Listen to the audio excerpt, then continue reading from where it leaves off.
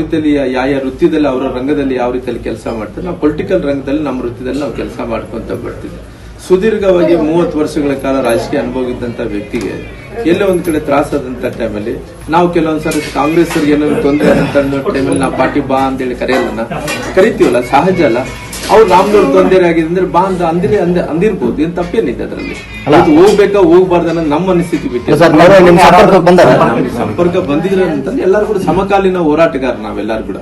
ಅಂದ್ರೆ ಎಲ್ಲರೂ ಕೂಡ ಬಹುಶಃ ನನಗೆ ಗೊತ್ತಿರೋ ಪ್ರಕಾರ ಇವತ್ತು ಕಾಂಗ್ರೆಸ್ ಅಲ್ಲಿ ಯಾರು ಫ್ರಂಟ್ ಲೈನ್ ಲೀಡರ್ಸ್ ಇದಾರೋ, ಯಾರು ಜೆಡಿಎಸ್ ಅಲ್ಲಿ ಫ್ರಂಟ್ ಲೈನ್ ಲೀಡರ್ಸ್ ಇದಾರೋ, ನಾವೆಲ್ಲರೂ ಕೂಡ ಇವತ್ತು ಒಳ್ಳೆ ಫ್ರೆಂಡ್ಸ್ ಆಗಿ ನಾವು ಕೆಲವೊಂದು ಸಂದರ್ಭದಲ್ಲಿ ನಡ್ಕೊಂಡಂತ ದಿನಗಳು ಕೂಡ ಇದಾವ.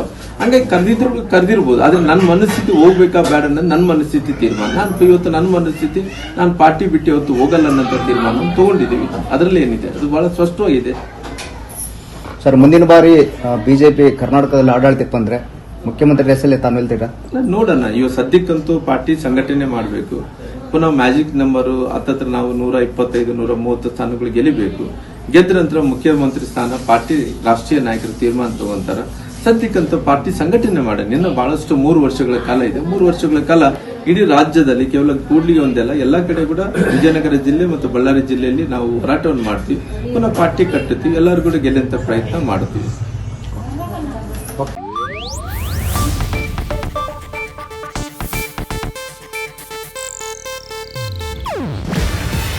ಇದು ಏಷ್ಯಾನೆಟ್ ನ್ಯೂಸ್ ನೆಟ್ವರ್ಕ್ ಪ್ರಸ್ತುತಿ.